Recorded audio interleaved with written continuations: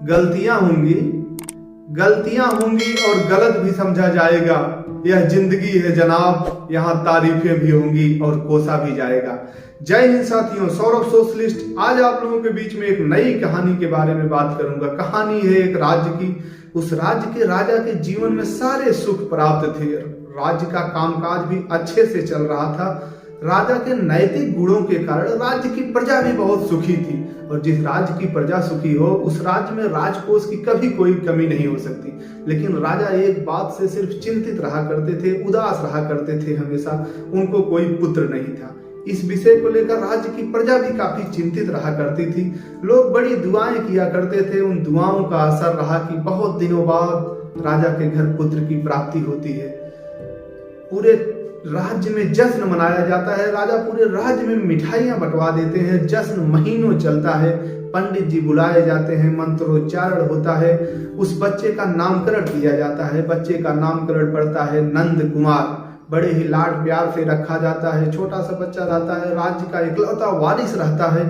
पूरे राज्य के लोग उससे लाड प्यार करते हैं। बचपन में बहुत शरारत किया करता है। उसको लाड प्यार इतना ज्यादा मिलता है कि बड़ा होकर के वह बहुत ज्यादा बिगड़ जाता है। वही लाड प्यार जो बचपन में लोगों को अच्छा लगता था, बाद में वह बदतमीजी लगने लगता है। वह भी बड़ा होता है तो अपनी जिम्मेदारियों को नहीं समझता है। अपने ही मंत्रिमंडल को, अपने ही राज्य के लोगों को परेशान किया करता है। यहाँ तक कि मंत्रियों को अपने जूती की नोक समझा करता है। आए दिन राजा के पास उल्हना आया करता है। राजा बहुत परेशान होते हैं इस विषय को लेकर, अपने बच्चे को लेकर कि एक ही संतान है, वह भी इस प्रकार से राज्य कैसे चलेगा भविष्य में। इन सब विषय को लेकर एक दिन मंत्रिमंडल बुलाई जाती है। सारे मंत्री बैठे रहते हैं। राजा उन सबके सामने इस विषय को रखते हैं कि अब आगे राज्य कैसे चलेगा। उसी में से कोई एक बुद्धिजीवी मंत्री था। वह कहता है कि राजन, इस बच्चे को सुधार की आवश्यकता है। एक गुरुजी रहा करते हैं, वह गुरुकुल चलाते हैं। उनके पास अगर जानवर भी जाता है वह भी इंसान बनकर आता है। इस बच्चे को अभी थोड़ा शांतचित्त और एकांत की आवश्यकता है। उन गुरु जी के पास अगर इसको पहुंचा दिया जाए तो हो सकता है यह सही हो जाए। अगले दिन राजा अपने बच्चे को लेकर नंद कुमार को गुरु जी के पास पहुंच जाते हैं। गुरु जी से कुछ एकांत में बातें करते हैं और कहते हैं कि गुरुवर, यह बहुत ही उदंड हो चुका है। पूरे राज्य की प्रजा इससे परेशान है। यह कैसे सही होगा।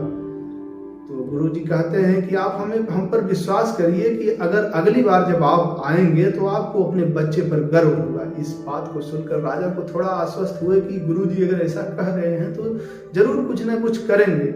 इसी बात को मानते हुए राजन अपने बच्चे को गुरुजी के पास गुरुकुल में सौंप कर चले जाते हैं। उसके बाद अगले दिन सुबह होता है। गुरुजी अपने एक प्रिय चेले को भेजते हैं और कहते हैं कि जाओ नंद कुमार को कह दो कि जाए नगर में भिक्षा मांग आए। वो भिक्षा चला जाता है, कहता है कि आप जाइए नगर से भिक्षा मांग कर लाइए।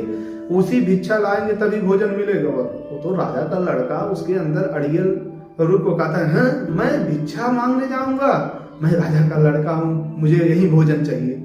तो वह कहता है कि यहाँ का रूल है, अगर मांगोगे तभी मिलेगा भोजन, अन्यथा भोजन नहीं मिलेगा। वह भिक्षा मांगने नहीं जाता है, वह भूखा रह जाता है। अगले दिन जब भूख लगती है तो वह भिक्षा मांगने जाता है, मतलब लेकिन उसके तरीका ऐसा रहता है मांगने का कि लोग भिक्षा देते नहीं। लेकिन गुरुकुल के और बच्चे रहते हैं तो उन लोगों के कारण उसको आधा पेट भोजन करने भर का भिक्षा मिल जाता है। वह आता है, वही आधा पेट भोजन करता है। यह सिलसिला महीनों चलता रहता है।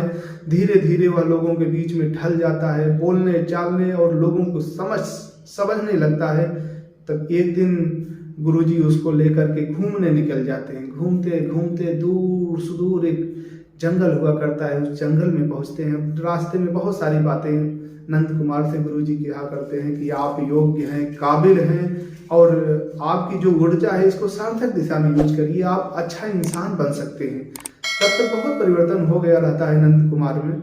गुरुजी कहते हैं कि जाइए आप एक गुलाब का फूल तोड़ कर लाइए। बाग रहता है, बाग से जाता है और झट से गुलाब का फूल लाता है।